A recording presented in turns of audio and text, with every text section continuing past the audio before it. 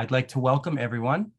I'm glad that you're able to join us on short notice for today's program, The Israeli Government, How Did We Get Here and Where Are We Heading? Featuring ZOA Representative in Israel, Dan Illouz. I'm Alan Jay, National Director of Outreach and Engagement here at ZOA. Before we start, I'd like to thank my colleague, Jackie Schaefer, who is responsible for the smooth execution of almost all of our ZOA virtual programming. Jackie, it doesn't go underappreciated. Thank you so much.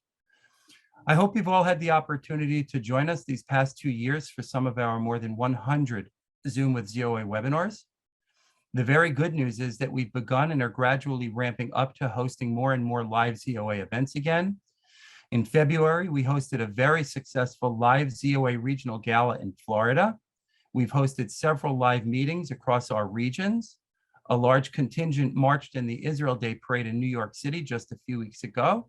And we hosted live our ZOA Yom Yerushalayim mission to Israel for the first time since 2020. I was on that trip. It was an amazing trip. You'll hear about it more.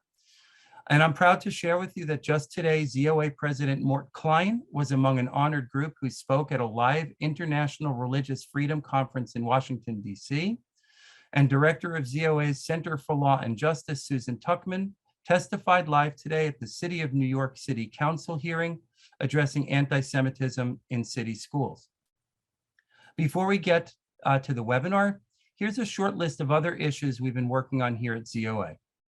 I hope you saw our news release of yesterday heralding the triumphant news that the Ben & Jerry's will once again be sold throughout all of Israel through its Israel-based licensee, including in Judea and Samaria. This is a victory ZOA significantly contributed to, helping to put a stop to illegal, egregious, unethical, anti-Semitic, anti-Israel boycotts. We continue to write op-eds, petition government officials, and we continue to work with our partner, the Iranian Americans for Liberty, doing everything in our power to keep Iran from becoming nuclear. Even though the current administration has seemingly devised a workaround, we at ZOA like to believe that our hard work was instrumental in blocking the ill-advised and what would have been illegal Palestinian Arab consulate in Jerusalem. And on a more local level, ZOA recently filed a brief on behalf of a complainant in Clifton, New Jersey, where 2 members of the Clifton Board of Education have abused their public positions to